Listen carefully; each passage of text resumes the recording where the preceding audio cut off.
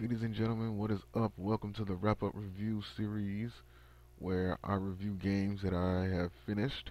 And in this game, we're going to be talking about Cartoon Network's Punch Time Explosion. Now, before I get started on this wrap up review, it has been a long time since I've done one of these. And for the people that may be new to these, I do unbiased, unorthodox, and unorganized reviewing. The reason why I say that is because I normally even though I'm honest with my reviews, it's not the typical review that you may get. Sometimes I teeter off, and you know, I'm gonna put it like this: I'm not the perfect reviewer, but I get everything out. Just may not be in the order that I want to because my mind takes off on its own. Because I'm just so eager to get that point across that you know it takes me a while. I'm still new to the whole like review thing. I'm still not used to doing them as much and as often as I should. But bear with me. We're gonna get through this together. And I always live by this motto: just because you're not good at something doesn't mean you will never be good at it. So, with that being said, let's get started. In Cartoon Network Punch Time Explosion, the game itself takes place in the Cartoon Network universe, and it is a free for all uh, brawler style game, much like the Smash Brothers series.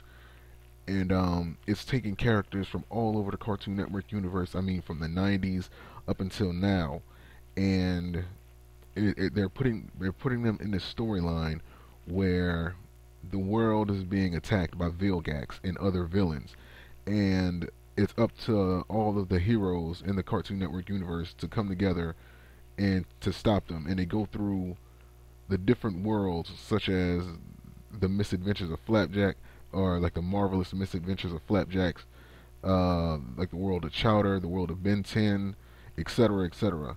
And they get into some pretty wacky stuff. The story, so basically, this is how I'm gonna review it. I'm gonna give you just a little bit of the story because I don't want to spoil it. The thing about me is, even though it's not a pet peeve, I do not like to spoil it. Even though I don't think too many people are gonna watch it to even care, like watch the video game playthrough to even care. But still, like that's just the thing with me. I don't like to spoil it. Like I like people to find things out on their own. And then I'm gonna give you a little bit of knowledge on how the combat system works, like the modes in the game, and give you my likes and my dislikes about it. So the storyline of the game starts off with the narrator flipping through the TV channels, and he sees Vilgax destroying the world of Dexter's laboratory, and also simultaneously, like the world of Billy and Mandy and Grimm. Their world is getting attacked, and the world of Chowder is getting attacked. And then Ben 10 lands in the world of Chowder, and he's going through there, trying to find Vilgax or find some way to get to Vilgax so that he can stop him. And on his way, of course, he meets different people. He meets Chowder, he meets Dexter, and the game goes on to have you play as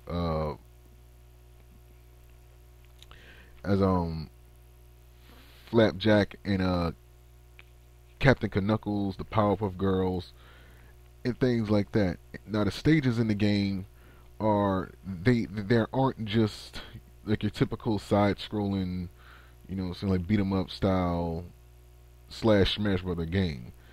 They try to throw some variety at you. There's one part of the stage where you have to outrun this tornado, and it's somewhat decently challenging. It's not that difficult, but it's something different from what they continuously throw at you as you play throughout the game.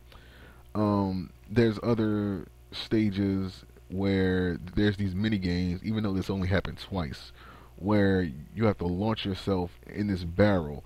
Once it was in the world of Flapjack, where you had to launch yourself at this ship, and you or like launch bombs at this ship. And as you're doing this, mind you, you're on a ship, and it's getting closer and closer to the harbor where that other ship that you're trying to, you know, uh, destroy is in front of. So the whole goal is for you to destroy that ship so that you can make it to the harbor safely before your ship crashes into that one.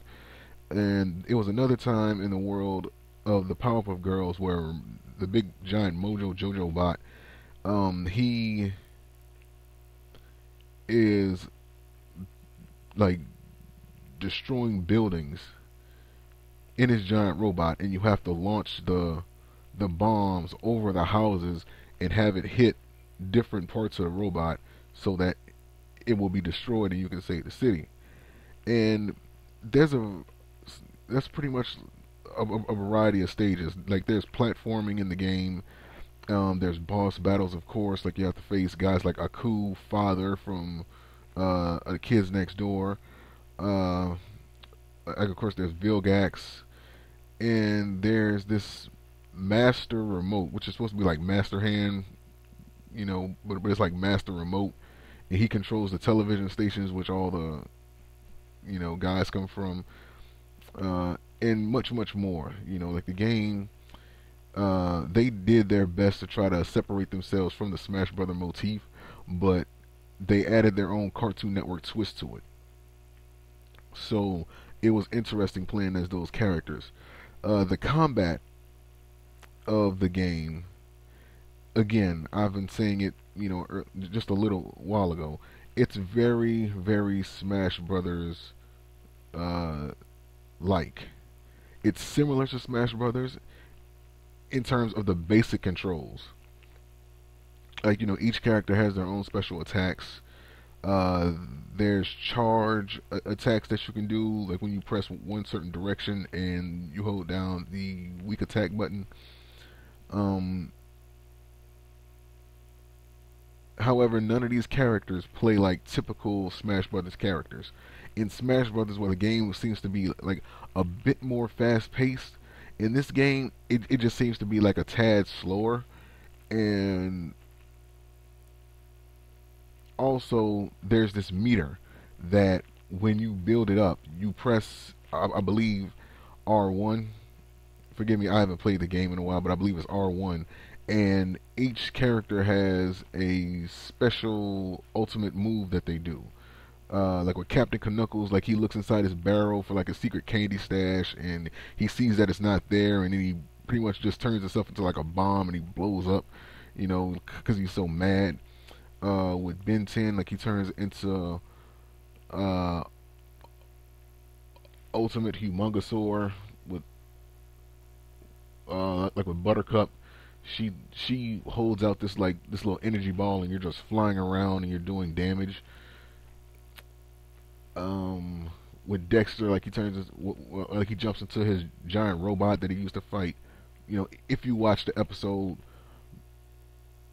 Mandark at one point, and there's other attacks as well. Yeah, man, there's very many similarities. I'm pretty sure if other people reviewed this game, like they would tell you the same, because it gives you that Smash Brothers feel, but not really, So they tried to do their best to not make it so Smash Brothers like, but if you played Smash Brothers, then you'll be able to play this game without a problem. I'm gonna just put it to you like that.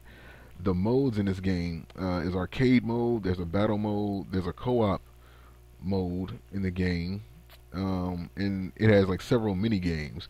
Now I only played the arcade mode because none of the other modes had appealed to me, which I'm going to get later on why I didn't.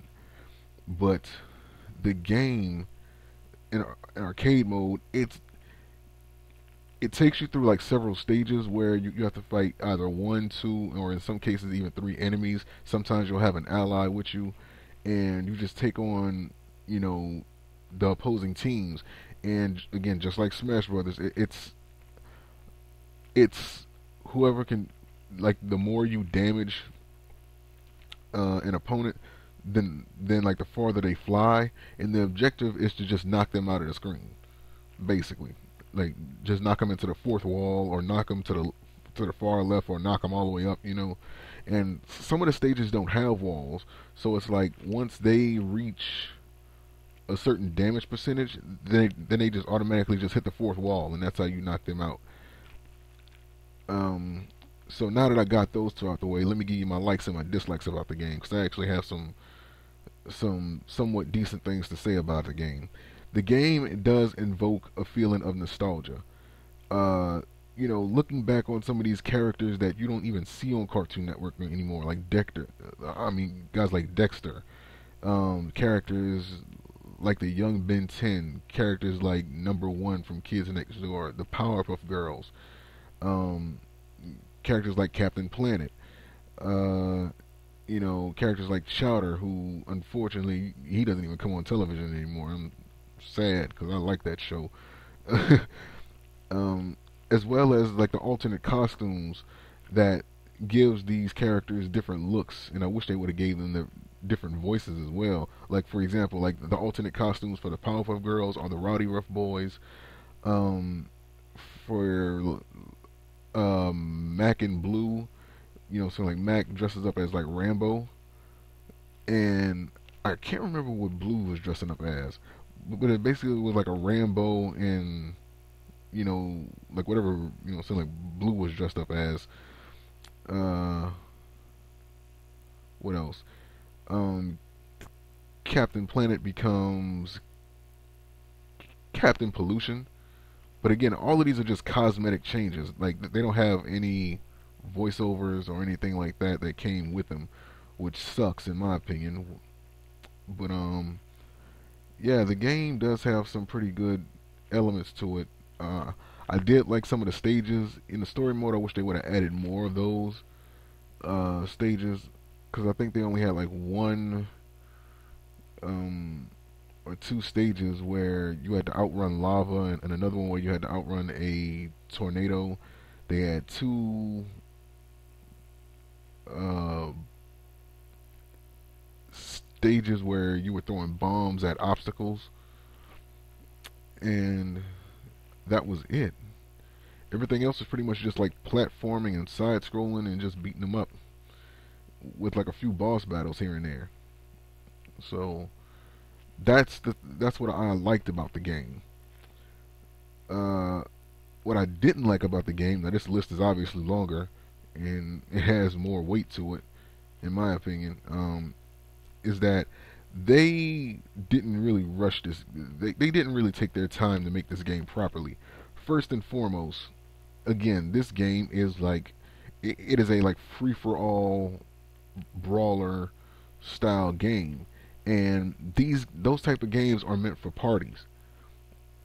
Those type of games are meant for groups of people. Oh, I forgot to mention that you can do a four-player co-op uh, on this game, or you can do like four people.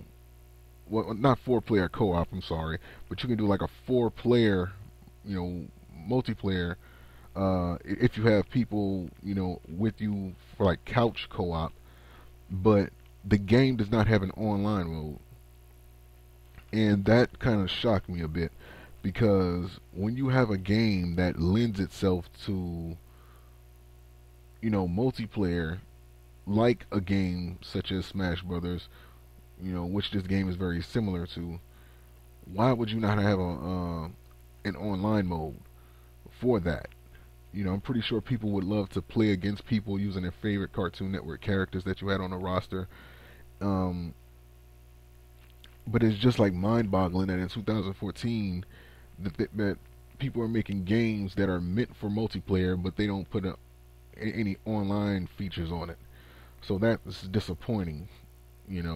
Secondly, the thing that caught me off guard was that they did not. Here's the reason why I say that it feels like it's rushed. It's several characters that did not appear in the storyline at all. Now, during the storyline, and of course during other modes, you collect points each time like you beat a stage. Now, these points can be used to buy extra stages, alternate costumes, as well as some of the characters, or as like an alternate means to unlock them. In this game, some of the characters they don't even become playable. I think the storyline would have been better had the good guys and the bad guys come together and realize, okay, if we don't make it back home, then nobody's gonna have anything to fight for, or some type of storyline similar to that. It was just like you beat up the bad guys and everybody goes home, and like that's it. And some of the characters on the roster didn't even make an appearance, such as Johnny Bravo. Like, he wasn't even mentioned in the storyline, which I don't know why you would even bother to have him in the game if you're not going to introduce him in the story. Um, Characters like the Scotsman from Samurai Jack. A lot of y'all probably don't even know who I'm talking about, but just look him up. It was another character from the Grim Adventures of Billy and Mandy. I can't remember the name of the guy, but he had like an eye patch and he had like some type of blade uh, on his arm, and like the dude was like very militant. He had orange hair. I cannot remember the name of the guy, but he was not featured in the storyline. They also had young Ben 10, and I can't believe that they had this time travel or this um, interdimensional traveling storyline, and they couldn't find a way to cross over young Ben 10 with the older Ben 10. It didn't make any sense to me, and they did this for several characters, and it's just like, come on, what's the purpose of even having them on the roster if you're not going to include them in the storyline? So that's the reason why I felt like it was rushed. It was like they just hurried up and they just put something together, and then they just made a cheap cash in, because they know, in a way, people have been wanting a Cartoon Network game, like this, but I felt like people got cheated. Now the game does have a $20 price tag, but there are games that are cheaper than this, that cost like $15, that has online co-op, that are more fun. And the worst part about this game is that when I got to like one half, pretty much like half of the storyline, the game just gets boring. And that's the thing about it. For some reason, it gets boring really, really quick. I don't know what it is. Maybe it's the fact that it's not as fast paced as like a Smash Brothers. Mind you, I haven't played a Smash Brothers game since the Nintendo 64, so mind you, I'm not, you know, bashing it. Um,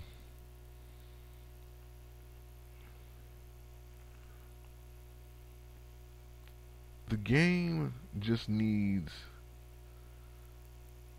I don't know. Like it really needed to be more. I don't know how to put it, more dynamic in order for it to really grab you and make you want to pay attention to what's going on. Because if some of you see my playthrough, you heard me. I was yawning. I was bored. I was exhausted, and I've never played a fighting game or a game where I was just that bored before, and it just felt like a cheap cop out. People grew up with these characters, and to see them all in a video game like this, of course people are going to want to buy it, especially when it has like a $20 price tag. And to find out that it doesn't even have online co-op, or that it wasn't like the storyline was just thrown together like the way it was really bad. And I don't know what to really say about this game other than I wouldn't buy it. If I can go back in time, I would not buy it, even though it does have a $20 price tag. You know, it's really one of those moments where you get what you pay for. But in this case, I wouldn't even pay $20 for it. I would have probably paid like, I would say like a good 12 at the most. But you know, if you are interested in getting your hands on this game, I mean, it could be fun if you have friends over for some couch co-op. You guys can do like multiplayer. Have fun. Again, the game has mini games in it, which I was just bored with. I was just bored at that time. I didn't even try to do any of them. Plus I don't have anybody around here that can play with me, so that wouldn't have been any fun. It's meant to have multiplayer, human players with you, so like it really would have just sucked. and I felt like they could have did a better job with the story. They really botched that big time, and include the characters that you have on the roster, and make the storyline better to where maybe even where the villains and the heroes hook up and they try to beat the final boss so they can get back to their respected universes. I thought that would have been a nice touch, but the game, at the most, it deserves a rent. It's a quick trip down memory lane, but after that, it just becomes like a boring, you know, waste of time. And that's just my honest opinion about it. It doesn't grab you the way I feel it should, or it could have.